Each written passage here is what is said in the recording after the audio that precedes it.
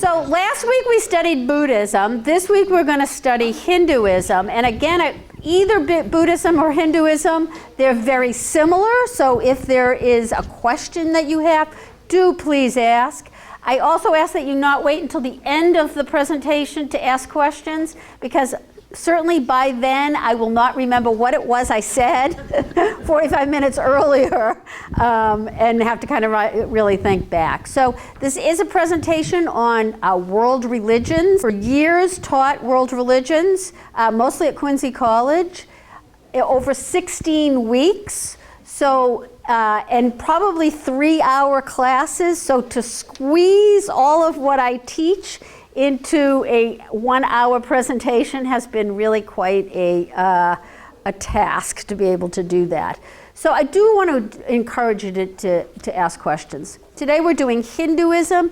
Next week we're doing Islam. The week after that we will do Judaism, and the week after that we'll do Christianity as we get closer to Easter. But as a Christian pastor, I kind of want to draw some parallels between Hinduism and Christianity, as I did last week when I talked about Buddhism, just so that we get a better sense of what it is that we believe as Christians. So even though I'm going to talk specifically about Christianity, it's kind of good to know how some of these religions all relate to each other. So I want to begin with an exercise. And this is really kind of just to kind of help you to understand a little bit more about Hinduism. So we're going to begin with a yoga exercise. I want you to stay comfortable in your chair. If you're able, you can stretch your arms into the ear. If you don't want to do that, that's okay, and bring them back down.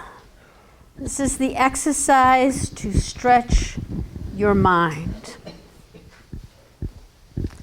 Imagine yourself rising above your body. You are a bird flying high from above all the chaos of this current existence.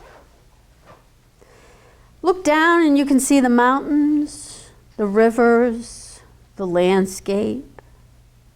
And you may look around in flight so that you can find a place for your body to rest. Is it in the comfort of a canopy tree? Is it resting on a slow moving stream?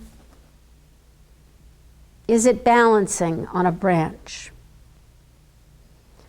Let your body sink into this resting place. There is so much going on in the world right now that your mind, your body, your soul, all are tired. You have worked so hard to keep up. Take a rest.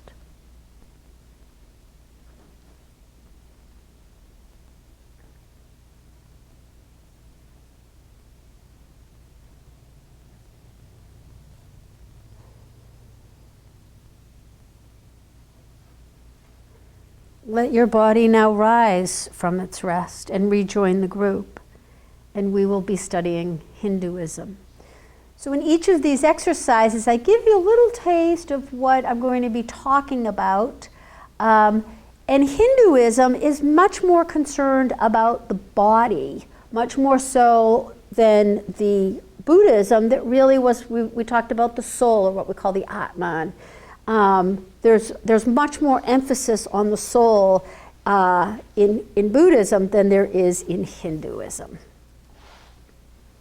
These are the 3 largest religions in the world. Christianity is the largest. The next largest is Islam. And Hinduism makes up about 16% of the world population for religion. So it is one of the largest religions. Hinduism is thought, usually I do Hinduism first, but I had a reason last week that I did Buddhism first and I don't remember what it was. Usually I do Hinduism first. It is considered to be the oldest continuous religion in the world. It is before Christianity, as we're going to look at. And it is not, one of the things that I want to, kind of a takeaway for today, is to learn that Hinduism is not really considered a religion by those who practice it, so much more of a kind of a culture or a way of being.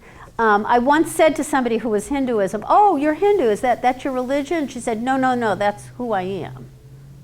So it kind of gives you an idea that for us, we think of Christian as being our religion much more than we think of that as being who we are.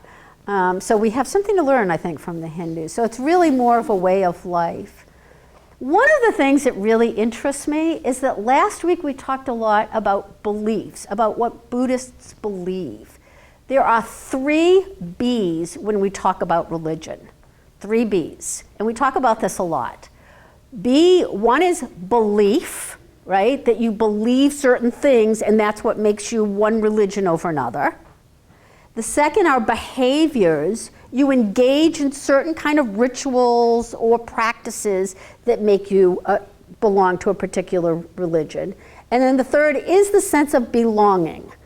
And some people might say, well, you know, I belong to UCC Newport as a way of identifying your religion, or these are certain things that I believe, or these are certain behaviors. So for every religion, we usually talk about beliefs, behaviors, and belonging. And each religion emphasizes one of those 3 things over another. I refer to it affectionately as the 3 B's. Hinduism is really not concerned about beliefs. If you asked a Hindu what he or she believed, that would sound like a very strange question. Whereas Christianity, it's all about Jesus, right? If you ask a Christian what they believe in, what's likely the first thing they say? I believe in Jesus. Then you might follow that question up with, what is it about Jesus that you believe in? Because as we're learning in the United States, Christianity is very different for different groups of people about what it means to be a Christian. For Hindus, that isn't something that they would talk about. So there's nothing that would unite them over some kind of theology or a central belief.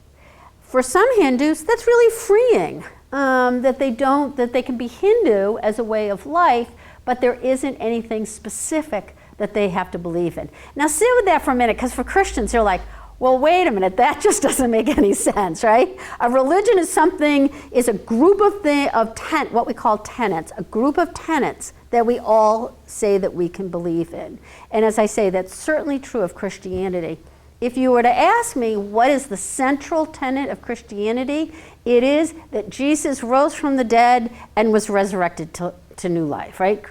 Christ died, Christ rose again, or Christ is risen, and Christ will come again. Central tenet of Christianity. In fact, churches that don't believe that, we usually refer to them as Unitarian. So that's how important that is to Christianity. But there's no such central tenet in Hinduism. Scripture is written in Sanskrit. I don't know if I mentioned last week, the same is true for Buddhism. Those are the 2 religions that wrote in Sanskrit. It's often referred to as the language of the gods. So it is an ancient religion. All of their scripture is written in Sanskrit. No, I do not read it. So I always have to rely on a translation, other than I stick pretty much to Hebrew and Greek, given that our Bible is written in both of those languages. In Hinduism, it has this idea that there are 330 million gods. Now, could I name them all for you? No, right? When a Hindu says in the Hindu religion there are 330 million gods, what they mean is that there's an eternity of gods. That's what that means. That means that there are unlimited gods in Hinduism. Now there are some main gods, and I'm going to talk about those, but for the most part, they will tell you that there are 330 million gods. That's always a question on my final. So that, especially when we're talking about the differences between Buddhism and and Hinduism, remember I said last week in Buddhism, there really isn't a concept of a God. So it isn't, most Buddhists don't believe, if you ask them if they believed in God, that would sound like a Christian question. That would not be something that they would say no. But for Hindus, they believe, they've kind of taken it to the opposite extreme. Whereas Buddhism, that don't really believe in a God, the Hindus believe in multiple gods. So it's this kind of like, if you've discovered a God while walking through nature, please let a Hindu know, because then there'll be 331, right? I mean, this is the kind of way that they approach the sacred world. And then Gandhi's central teaching was this idea of selfless action. That's very much part of being Hindu. What that means is that you would get involved in social justice not because you have an ulterior motive or there's something in it for you, but purely because you believe it's the right thing to do. That's a very Hindu way of getting involved in social justice. They call it selfless action. And worship, I'm going to show you a picture of what puja looks like. Worship is done privately, usually in the home. They call it puja. It's usually performed by the matriarch in the house. I have been in buildings where I have seen a place for puja. It's usually an indented spot in somebody's home, and and they're all over the place, but people they think it's part of the architecture. But it's actually a place where a Hindu would perform a sacred ritual. Hinduism is practiced. I'm going to talk mostly about India today, like I did last week with Buddhism. It's in Nepal, it's in the Caribbean, it's in Africa, and it's in North America. Every time a religion is what we call transported or migrated from one area of the globe to another, it gets tweaked to fit with that culture. I think I mentioned that last week, right? So most religion that takes root, that is transported from someplace else, and gets followers, it has to find some way to fit in with the culture in which it. So India is the place where we usually talk about Hinduism, but I just wanted to make that. In India, Hinduism is everywhere. Deities are in the coffee shops. They are usually very colorful. I'll show you some pictures of some of the deities. They don't usually refer to them as gods. A better English translation is deities. And they feel very comfortable with some of those deities being female and some of the deities being male. It really is only Christianity and Protestantism especially, that kind of purges itself of all of the goddess or feminine type images for God. That's only historical. We're trying to kind of look at that in modern day times.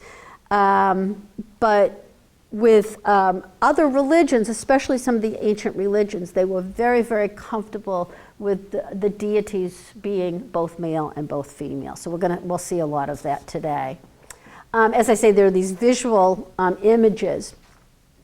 Now, Hinduism, one of the things that makes it unique in relation to the other global religions is that there's no founder.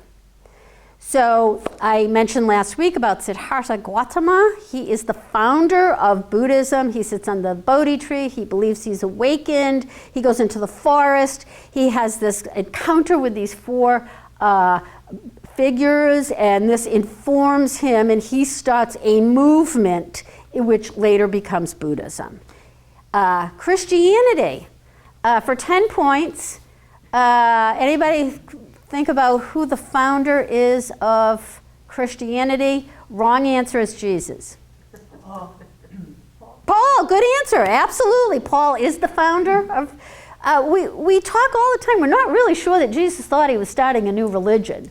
It's more likely that the human side of Jesus thought he was reforming Judaism, right? That he was starting a new religion. He never mentions. The word for Christian in the Gospels is only mentioned twice, and it's mentioned as a follower of Christ, which we interpret in English as Christian, but the word Christian does not appear in the Bible. A lot of people are often interested to find that out. So Paul is the founder. Almost every other religion has a founder, somebody who started the religion and got it going, even if that person wasn't the teacher. Hinduism has no founder. It kind of has been, it is the oldest religion, has been, always been kind of thing. So it has really no historical history or origin. The word Hindu just simply means people who live by this Indus River. That's why we call them Hindu. There's some ethnic tension between Hindus and some of the other folk who live in India.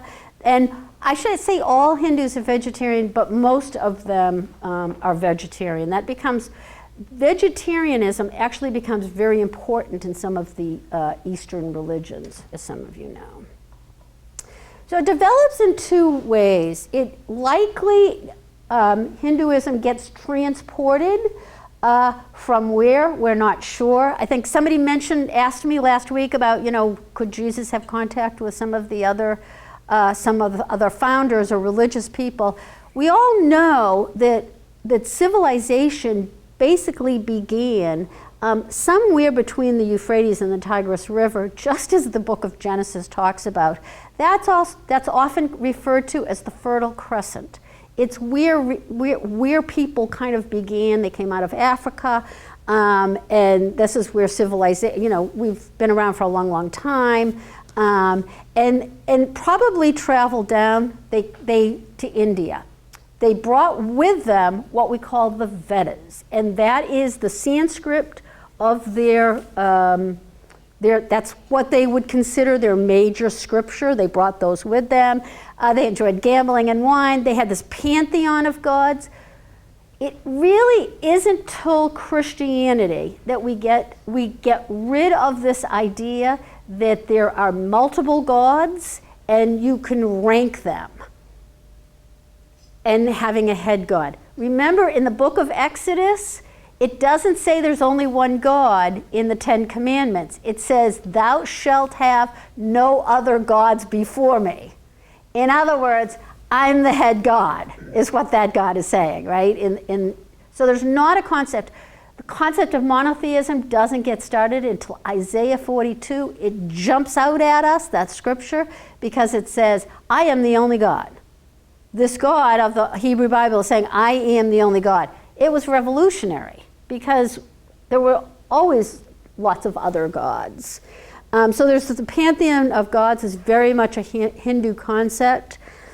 They have Brahmins, are like priests, and they perform certain rituals. That rituals in the ancient world were practiced as a way to invoke the presence of the gods.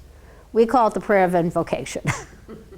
We're not really doing anything, we're saying the prayer of invocation. But that practice of invoking the God's presence for a worship ritual is ancient. Is really ancient. Actually, to be honest, that's an ancient part of our worship. The other two most oldest parts of your worship service are the Gloria Patri and the doxology. Those are the two oldest pieces of things that you do that connect us with Christians before. Everything else is a little bit different from what our foremothers and forefathers did. So anyway, and they brought with them, when they traveled to India, the caste system. I'm going to say a little bit today about the caste system. When it gets to the Indus Valley, it becomes more of what we would consider a religion today. The practice of purification by water, with water, is really an ancient concept. When I was in Israel at the Dead Sea, okay, there's nothing around at the Dead Sea, right? I mean, it's just, my daughter and I, there's nobody around, and we're at Qumran where the Dead Sea Scrolls were found, and there's a stairs going down to just a hole. And there were my daughter asked too, but there were some people kind of like, I was kind of being the tour guide. And I said, for the Qumran community, this would have been a purification ritual. I could immediately tell what it was. That because there were stairs down, they would have had water in it, and they would have been purified. So before coming before the god, this whole concept of being purified with water is an ancient religious ritual. Does it survive in Christianity? I baptize you in the Father, in the name of the Father. So we have borrowed that ritual of purification, which is really, this is ancient, ancient, ancient. I'm talking like 2000 BCE. So this is even before, long before Buddhism gets started, that they're doing these kind of purifications, which is still really important in Judaism as well.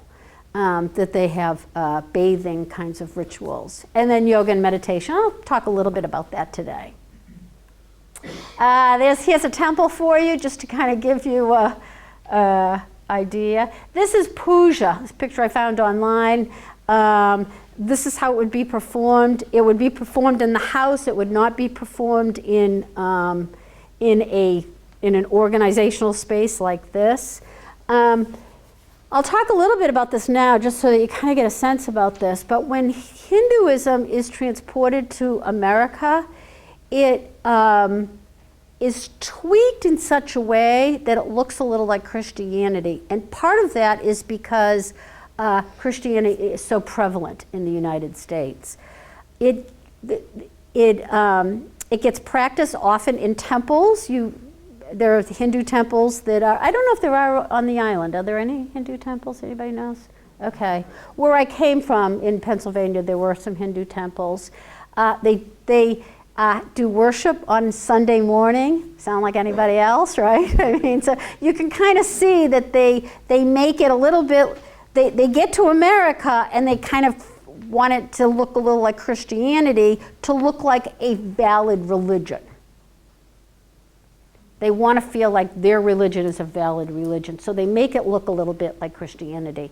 Ian's got a question. Do you think that also relates to their being so welcoming to gods that they're like, hey, we've got 330 million, why don't we just, join them and do it on Sunday morning? Yeah, I think they want to separate themselves a little bit from Christianity, though, and this was really true for parents of Hindu students. I found that when I was teaching Hindu students that were in my classroom. The parents always want to kind of make sure that their children are the same religion as being Hindu. So when they come to the United States, that's a major concern. Does that answer your question? I'm not sure. Okay. Because I was a little distracted by wondering if the microphone was on. Oh, okay. So back to your 330, they are certainly open to the Christian God, that if that answers your question, that would be, but at the same time, they are also very sensitive about Christians trying to evangelize their kids. That's a better way to say it. That's very much a concern. I had a student once that came up. She said she was Hindu. She came up after class and she said, how do I convince my parents that I can date? Right? Because in Hinduism in the United States, Hinduism is still a religion. The traditional form of it is your parents handpick who you're going to marry. I mean, prearranged marriages are very much a part of being Hindu. And it poses a particular question for kids when they come in and they're in a big academic college setting and they see everybody else dating. And she said to me, how might I go about convincing my parents that I can date? I'm like, I have no idea. And especially because I was kind of caught off guard that all I could think of is like, her parents call the dean and say, that religion professor is telling the kids that they should be able to date. So I walk a very fine line when I got involved in that conversation. But to have respect for these religions, I think, is really important, especially because there are branches of Christianity that are out to Christianize all people living in the United States. Are you with me? I can talk a little bit more about what that looks like. but there are religions that are trying to Christianize. And the tug for that, especially for young Hindu men and women, is that they want to be accepted like everybody else, and they want to be able to date, and they've had enough cultural influence at this point that it's really it's a source of tension for them in how to in continuing their parents' religion. I want to stop here and say one of the things that's happening in American religion that is vastly different than has never ever happened before in the history of humanity is this. I am a congregational minister because my parents were Baptist, and my father, who was a vice president of a bank, got a promotion, and the guy across the street came over and said to my dad, "You got a promotion at the bank? Now you should be congregational." If he had really gotten a promotion, we would have been Episcopalian. Are you with me? Yes. Right? So when I was in seminary and they said, "What denomination are you?" I said I was congregational. By the way, I'd never heard of the United Church of Christ. I grew up in a very conservative congregational church. So, yeah, right? I mean, it never occurred to me that I could be ordained Baptist because I had been brought up congregational. Never occurred to me. Today, many of the folk in seminary are choosing which denomination, and our kids in a world religions classes are choosing which religion. That's unheard of. We've never ever encountered that before. So for Hindu mothers and fathers living here, it's really a tug for them because they want their kids to be Hindu, just like we would want our kids to be the religion that they were brought up in. We would want them to be Christian. So it's this idea of choosing, and inevitably at the end of my class, somebody will stand up and say, "Oh, I think I'm going to be a Buddhist now." I take no responsibility for the conversion of any of these kids. But you can see how different that is, and you know it yourselves, right? I mean, that we are off in the religion of our parents. To be able to choose is really a new thing. So let me talk a little bit about the Hindu gods. As I say, there are 330 million, so I'm just going to cover like a few of the major ones. Agni is where we get the idea of ignition. You can remember it that way. So many of the words we do have in English are borrowed from Sanskrit, especially the religious ones. So Agni is the god of fire. The god of fire in most ancient religions was always kind of the god who had power to make things happen, which explains why in the story in Kings of Baal, of Elijah having this kind of contest with that he wants the other gods to produce fire, is an ancient idea that gods who produce fire are gods that are kind of watching over that particular group of people. So you want to have some kind of, if you want to have a religious story, you want it to have something to do with the gods. You put all the wood out and then the gods produced a fire. So that is right from Hindu religion, of this idea of Agni having these sacred fires. Soma is a god, and Soma is where we get the idea of somatic. That's right from Sanskrit. Like if somebody has a somatic issue, it usually has something to do with, it's where we get psychosomatic. Soma means body, basically body, which is why I kind of had you do an out-of-body exercise. It's a way of achieving they believe that how you achieve consciousness or an awakening experience is through movement of your body, which is why yoga is so important in Hinduism. Buddhism knows none of this, right? So we didn't talk at all about that last week. And Indra is Indra is a warrior god. Almost every religion has a warrior god. We thought in the Hebrew Bible that Jesus was going to be a warrior god, right?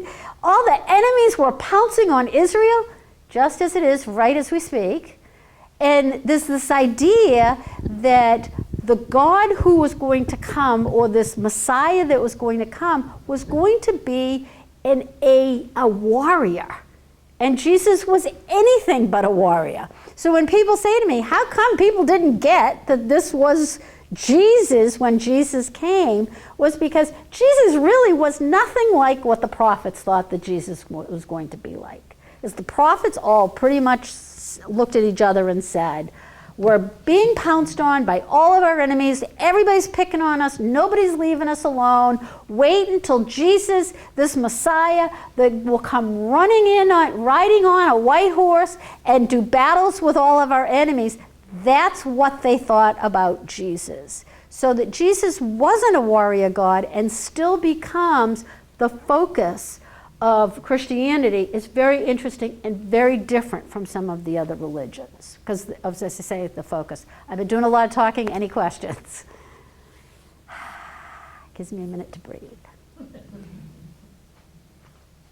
Let me talk a little bit about some of the other gods. You likely know Krishna.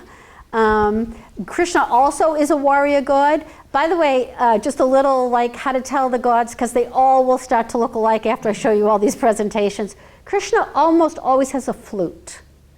So that's what I look for when I look. Why, I'm not really sure, but he has some kind of a flute. Again, is a warrior god, saves the day. Always there's a war between the good guys and the bad guys. The idea of a war between good and evil, or the children of the light and children of the darkness, as Matthew says, is really ancient, and it's all over the Dead Sea Scrolls. So the Dead Sea Scrolls really have their main focus is this idea of like there's going to be a war between good and evil, and a god or a goddess is going to come and save the day so that good prevails. That is an ancient, ancient concept. We get a little bit of that not only in Matthew, but in this idea of the resurrection, is that God raises Jesus from the dead so that goodness shall prevail, even in the face of evil. An ancient concept. Krishna is often referred to as the supreme God, certainly of protection and compassion. It isn't like our prayer that you would say, that you would pray, but they would chant the name of the gods, and chanting the name. The word Hari, I'm often asked about that one, the word Hare Krishna. Hari is not really a name of anything so much as divine energy. So it's this kind of this way of invoking divine energy. It only started in the United States, started in, it was in 1966, and formed a society, the International Society of the Hare Krishna folk in New York City. And it did spread to other places in the world.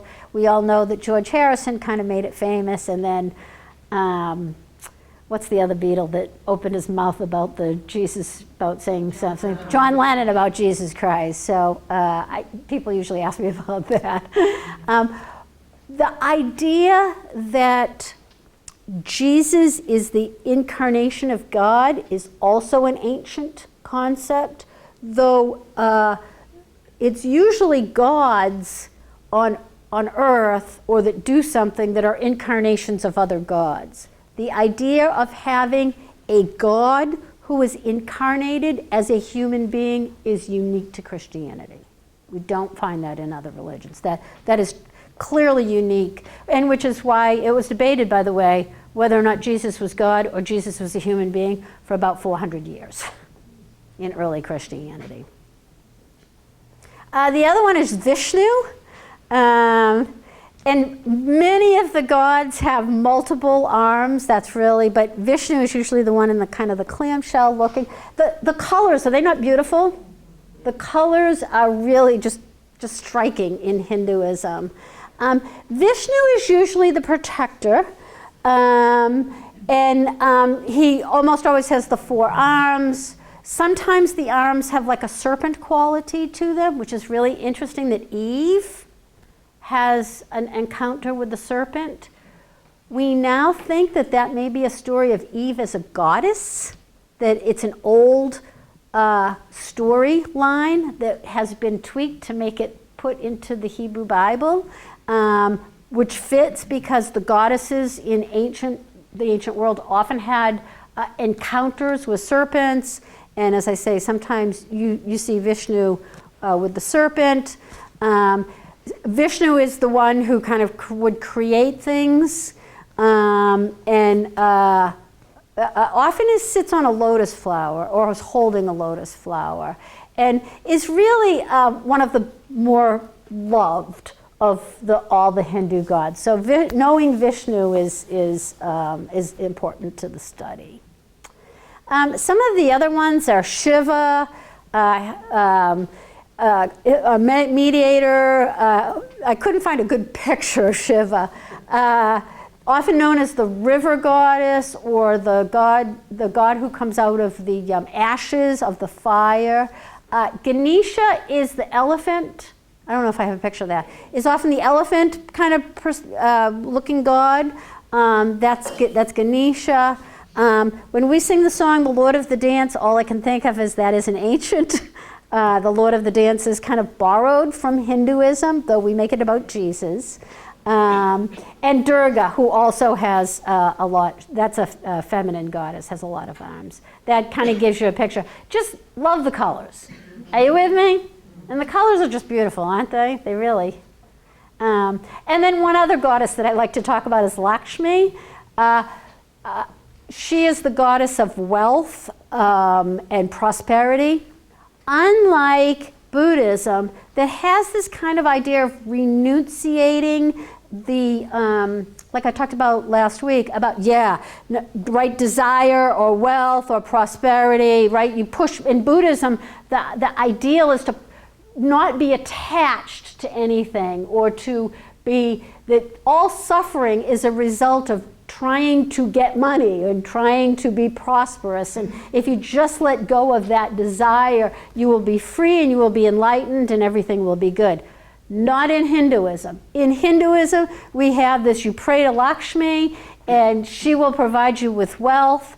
There is much more of a sense of attainment, of getting it. No, please, come in. Perfect timing. Lakshmi is much more of a goddess that you would pray to because you want to succeed, you want to attain things, you want that promotion, you want more money, you want to fit in with society. Very, very different from Buddhism in that way. And remember, these are two what we call the Eastern religions. So you would think that it's important when they're not kind of the same. There's 4 goals for humanity. We talked last week about Dharma. As I say, my best translation is more Torah, I guess. Was it a question on, what was the question this week about on Jeopardy? I can't remember the way the question. Okay. Everybody's been telling me. The answer had Dharma. It had a Dharma. The question was what is Dharma associated with? And I'm all alone, nobody else in the house, and I'm screaming out Dharma as the answer.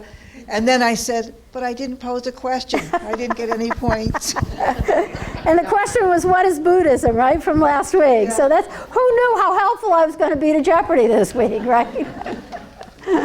Yeah. So Dharma is also a part of Hinduism. They're like concept. As I say, even Judaism has this concept of Torah. It's really the same thing. So when we talk about Torah, we're talking about Christianity and Judaism when we talk about Dharma. But they're very similar things. Unlike, however, because I talked about the 3 B's earlier, because there's no such thing as beliefs, in Hinduism, the focus is on behavior. And you can be Hindu and not belong to a Hindu organization. That's a concern in Christianity if we're thinking about beliefs, behaviors, and belonging, because I often ask this question, do you have to belong to a Christian church to be a Christian? No. Anymore? No, right? You don't. So that's radically different than our grandparents' generation, right? What made them a Christian was that they were a member of a church and they pledged. Like, belief in Jesus was kind of a bonus. right? Because that's what made them. Yes, please. Married to an Indian. My son is married to an Indian. Her parents are Hindu, and her father's Islam. Oh, interesting. And my son grew up Congregational, Right. and I grew up Catholic. And my point is, seeing their family, they melt everything Nice. that's good in each Nice. religion or Nice. spiritual thing. And I think that's what's happening all over. Great point. In my heart, I think we all know that it's love that is Yes. what we need, and they are a perfect family. And to- Hinduism would certainly respond to that, right? and All you need taking is love. Yoga classes forever and ever. You lay on the floor, and at the end of the class, we are all considered gods. Yes, And yes. that's really a hard thing to capture. That's But that's sacredness of the body. the sacredness, but Yes. and how you behave and react to people too. It's everything in So, Hinduism. I think just seeing them in their respect. I mean, I think that It's a great geez, point. If my mom and dad were alive, and they knew my son was married to Right. well, whatever, but Right. that's not the case. But I think that's what's happening in our country right now. They can't melt it together. They can't see the good in Right. everything. Right, right. No, great. Thank you for that witness. That's really an important point. I do believe that so we all, my father wanted us to marry all Protestants. My sister married a Catholic. She's the only one that's divorced. My father would tell you it was because she was Catholic. I mean, this is what you grew up with, right? This idea that you didn't even get to marry, marrying somebody outside of Protestant or Catholic was an issue, never mind marrying somebody who was not a Christian. Has the world changed? Absolutely. Is it a good thing? Absolutely. Right? So the diverse, remember I just wrote a book called Dismantling White Christian Supremacy, and that will be out the end of the month, and talking about how what we call plurality in American society is a good thing. As long as people are aware, as you're all sitting here on a Saturday morning, of what some of the differences and similarities are. I think it's really, really important. Next week when I talk about Islam, I'm going to debunk all the mythology that you have been taught about Islam, right? Islam is from shalom, it's the same word, meaning peace. So don't talk to me about violence in Islam, right? I mean, so but there's a lot of mythology out there for some of the other religions. Yes, it is a good thing that we learn something about the differences, because our sons and our daughters and our grandchildren are going to be dating people from other faiths, and it's good for us to know something about that. So it really is important. By the way, world religions is usually not a requirement in college. Most of the students that I've ever had who have sat in on my world religions were there as an elective. They needed a humanities elective, and honestly, the time and day just fit for them. That was your typical student that was in my class. Although I will tell you about having an Olympics skater one time. And anyway, so this whole idea of like pleasure that the Buddhists would kind of resist against, or what we call renunciate, that would not be true for Hindus. And they refer to liberation as moksha. And moksha is clearly this getting off the cycle of birth and rebirth. So they believe in that same idea that rebirth is not a good thing. Say a few words about yoga.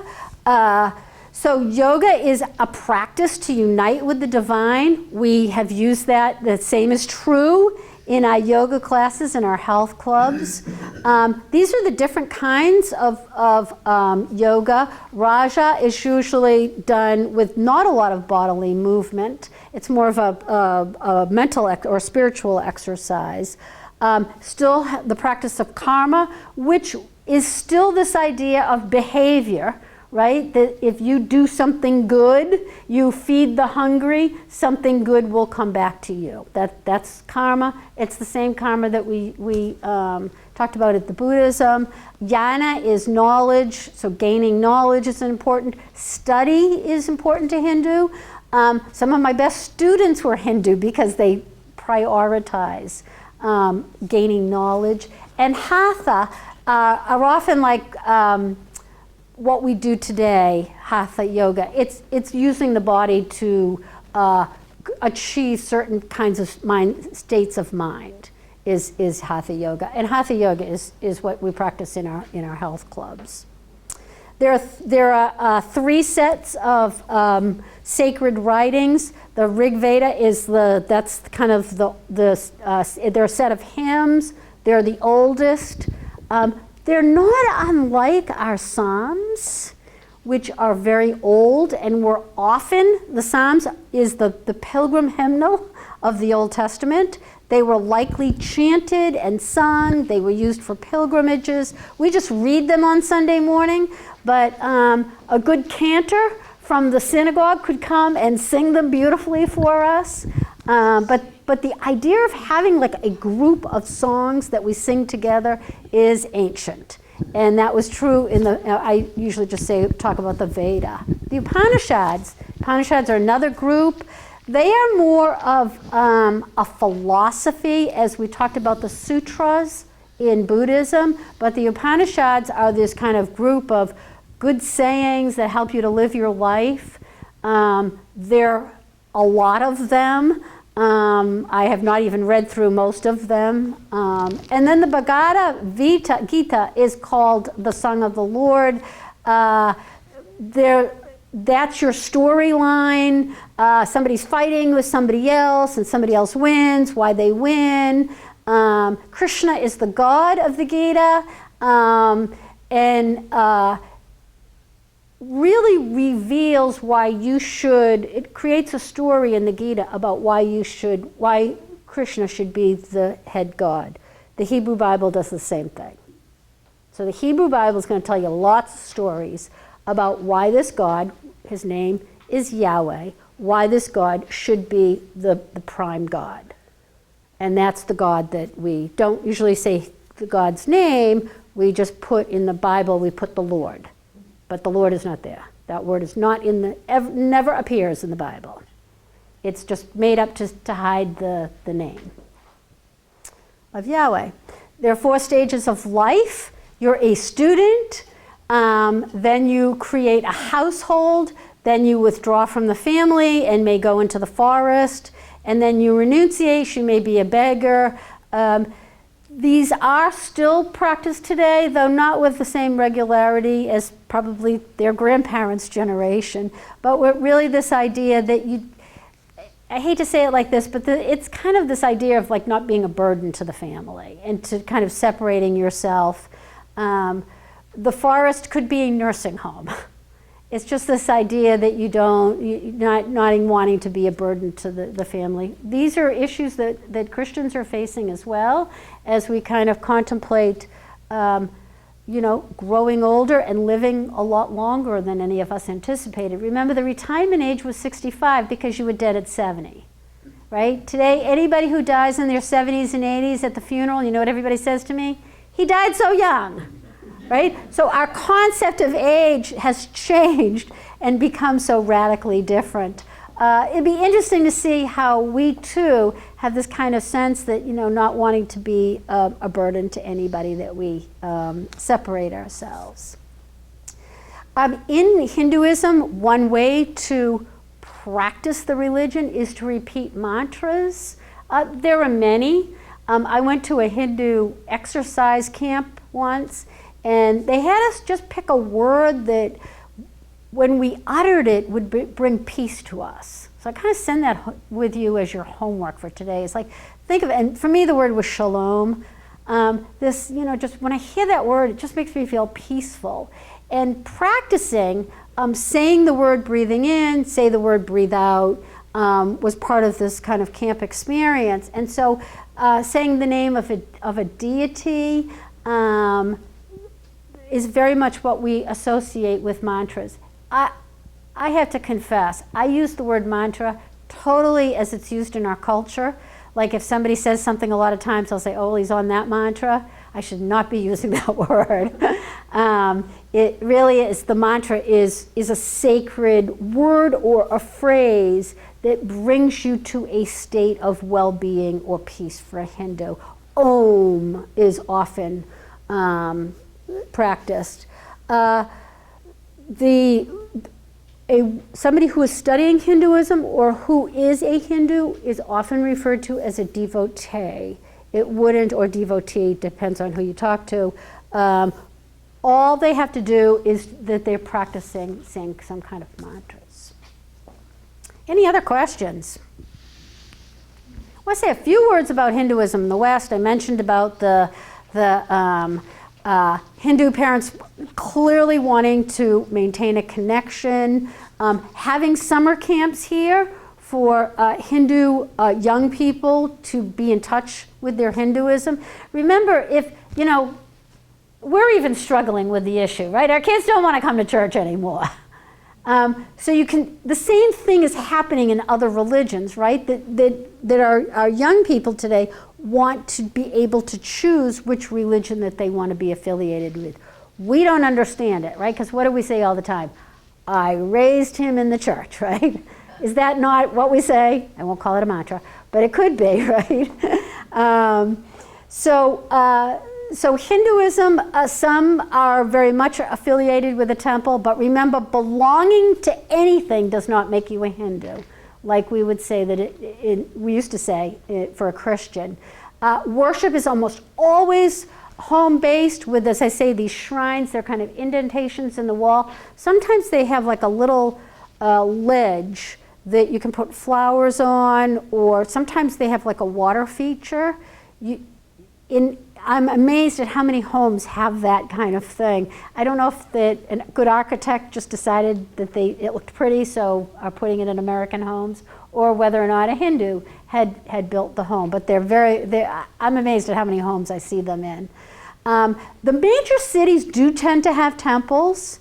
As I say, there's no weekly service in Hindu. They have Sunday morning worship. They often have a lesson. I lived in Holbrook, Mass. For 17 years. The Friendlies went out of business. Hopefully not because my 16-year-old son was making the hamburgers, but the Friendlies did go out of business, and it became a temple for Hindus. A lot of Hindus were living in Brockton at the time, and Holbrook is on the verge of Brockton.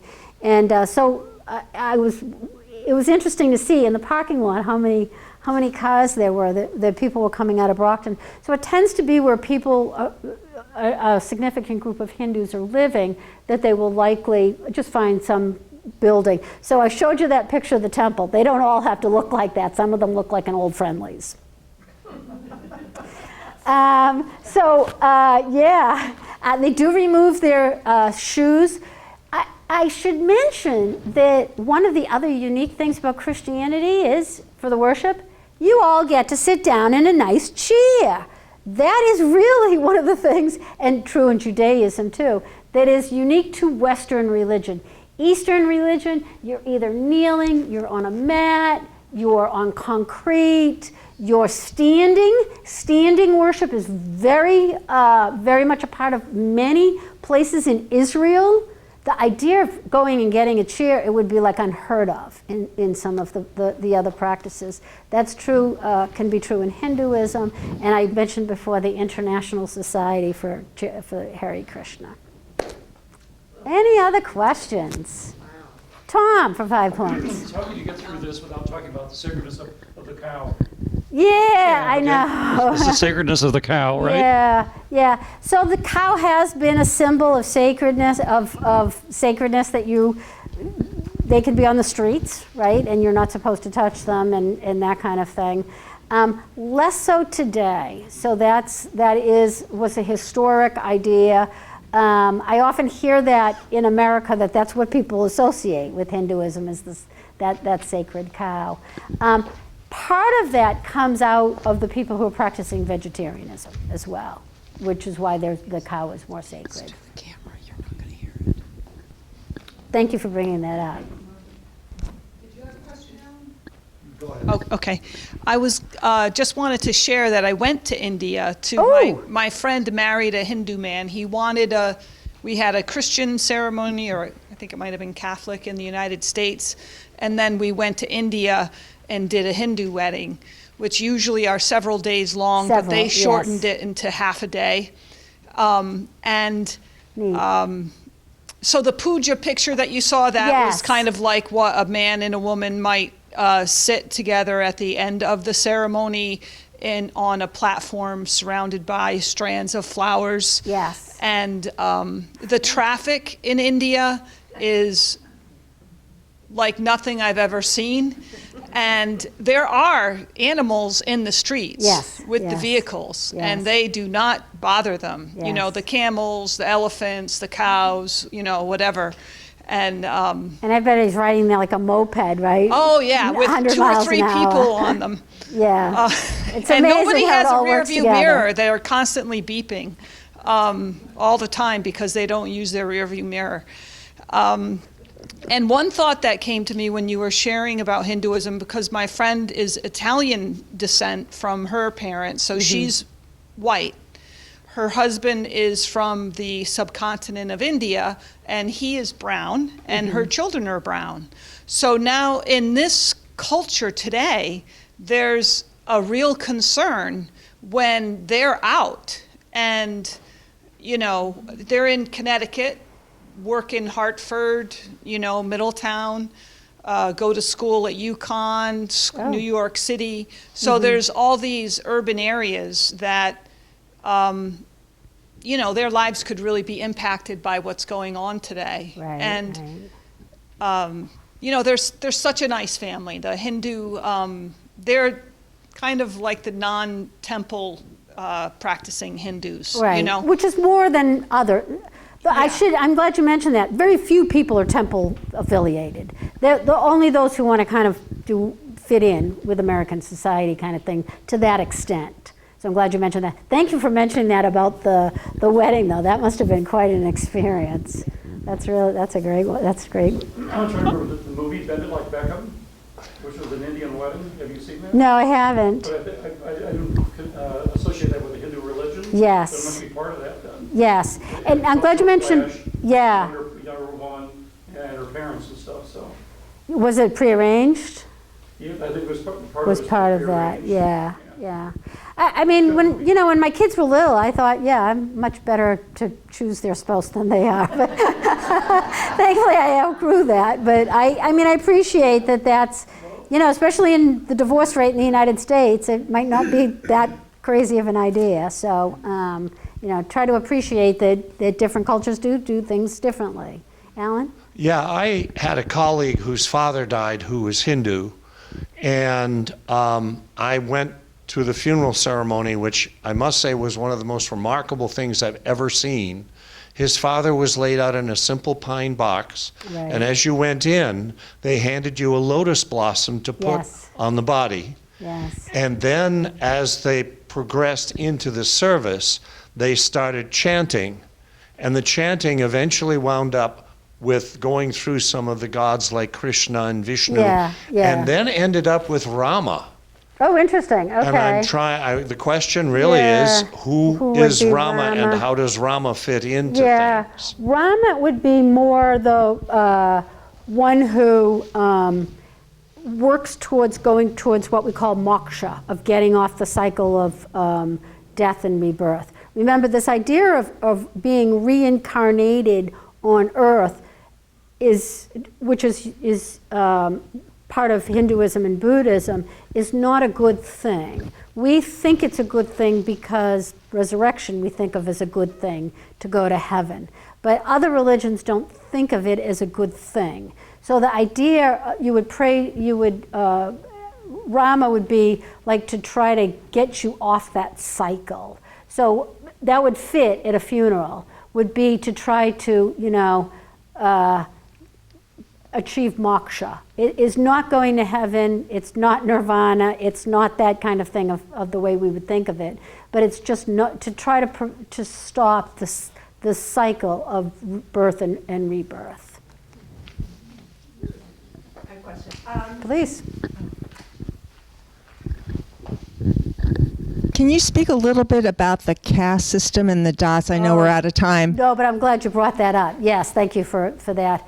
So the caste system was widely practiced in India, less so today. In fact, in 1968, they outlawed the idea of making anybody what they used to call an untouchable.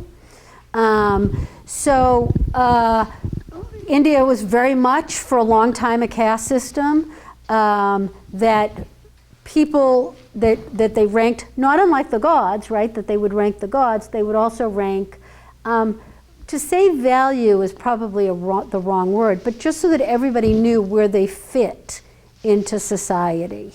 That was the idea behind the caste system. Sadly, Isabel Wilkinson has just written a book called Caste in the Society of Our Discontent, if anybody knows the book. It was a huge bestseller. It's a great book if your book group is looking for a book. It's about how the United States has also created a caste system. And when we created the caste system in the United States, we used the racial concept, social construct of race. That was best how we, but Hindus that is not part of the caste system. It's more what your contribution to society is and where you fit in. But before 1968, the untouchables were people who were would walk around with nothing. Can they rise up within the castes? No, Throughout- not before 1968. More so today, but that would be the point of rebirth. You would hope that you would be risen, that if you started here, and some Hindus even believe you start as an untouchable and then work your way up kind of the caste system.